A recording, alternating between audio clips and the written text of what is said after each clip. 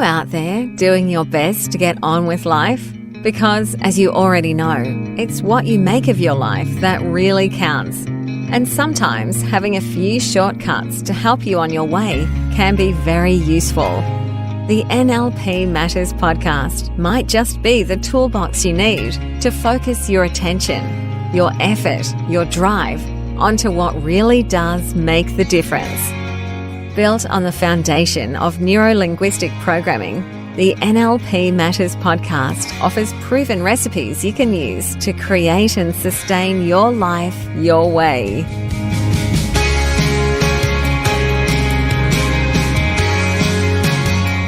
G'day and welcome to the NLP Matters podcast. I'm your host, Jo Clark. In the last few episodes which Peter's been delivering on my behalf, we began the season 3 of our NLP Matters podcasts.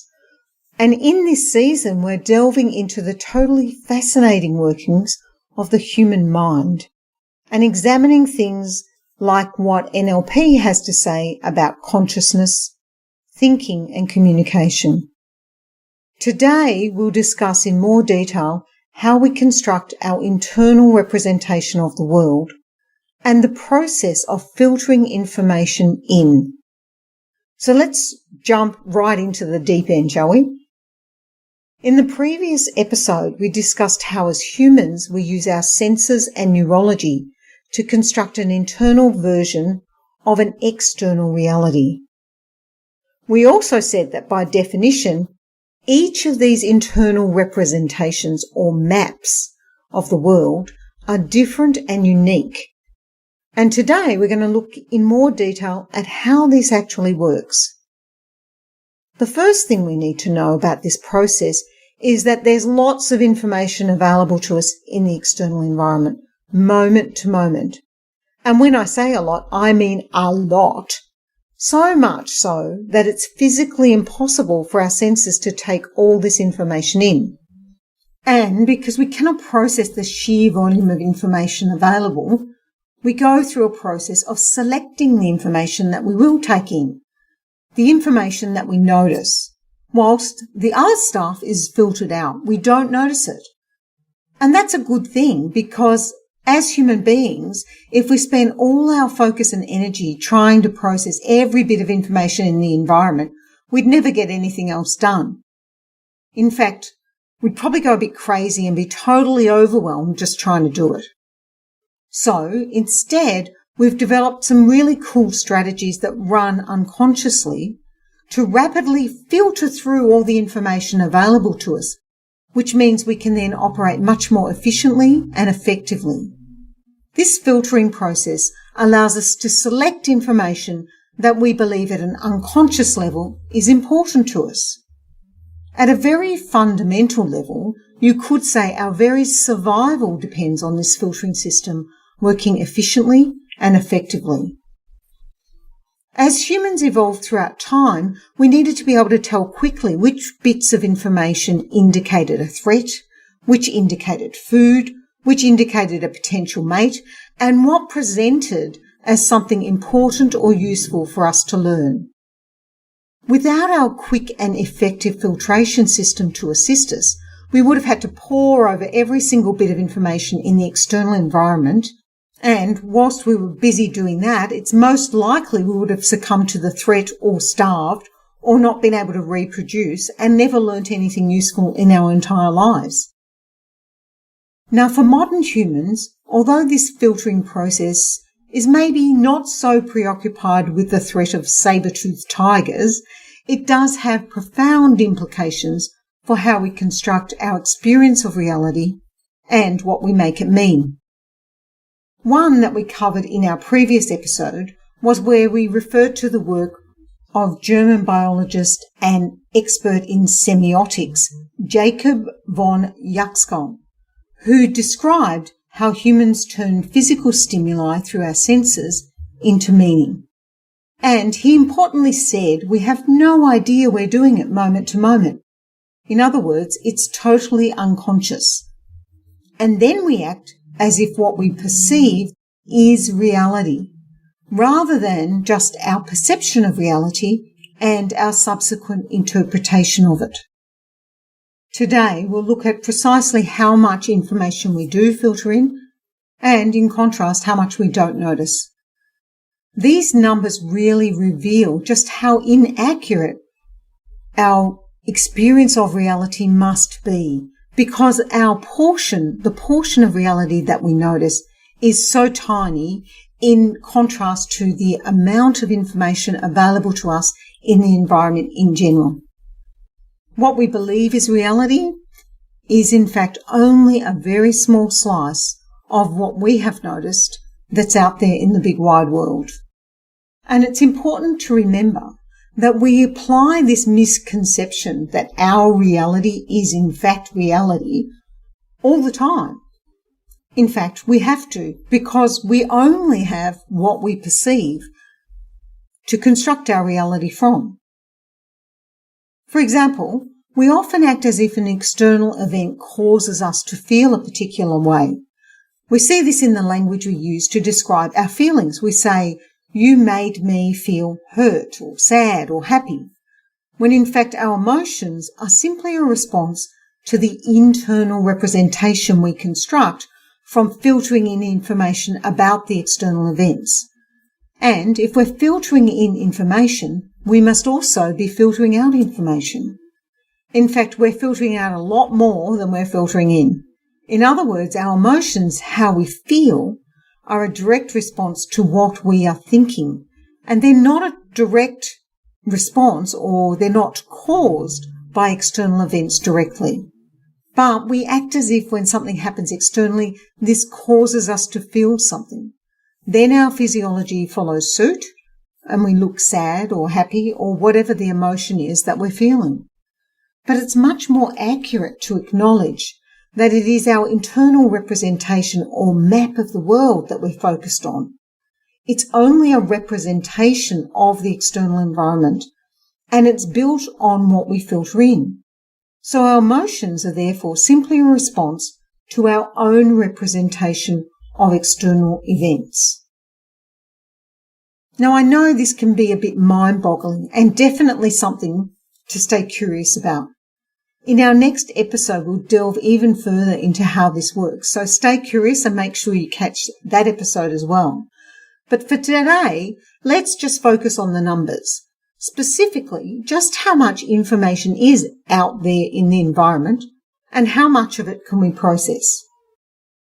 We do have some knowledge from scientific research on the cognitive processing capacity of people, which is a fancy way of saying what are the limitations on how much and how rapidly people process information.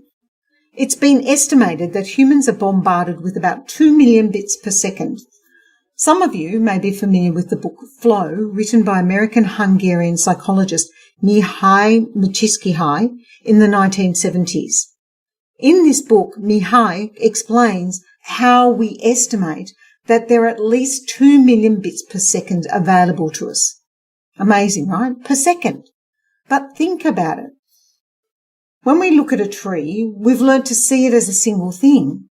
But when we start to break that tree down into different bits visible to our eyes, we can quickly see how detailed that tree is. Every leaf and every twig and every branch is unique. Depending on the light the tree reflects, an incredible array of colour and shade. The tree may also be making sounds with the wind, with variations in pitch, volume and tempo. And each part of the tree has texture, temperature, and levels of hardness or softness, as well as its aroma.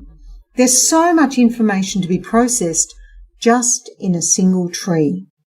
So now when we add in all the other things that might be in our field of vision at any point of time, not to mention within hearing range, or the tactile information available to us as well, we can begin to see how these 2 million bits per second is possible and may even be an underestimate. Now, from these 2 million bits, we reduce the amount of information to process to around about 130 bits every second. So in order to reduce it down to that small volume, some decisions have to be made about which 130 bits of information we'll take in out of the 2 million.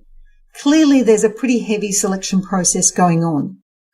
Now, I'm sure you'll agree that this is much more manageable than 2 million. 130 is much more manageable than 2 million.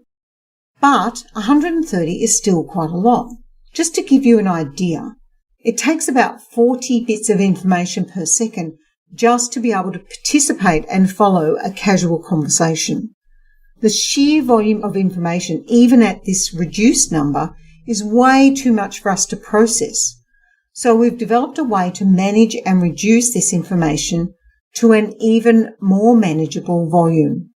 And that is by grouping or categorizing the information into chunks. A chunk is where we group information together and then process it as though it's one thing, like the tree we mentioned before. Most of the time we notice there's a tree, and that is it. We categorize it so we can process it rapidly. And again, we know from scientific research that on average people can process about 7 plus or minus 2 chunks of information at a time. Professor George Miller's research way back in 1956 explored extensively the processing and memory capacity of people.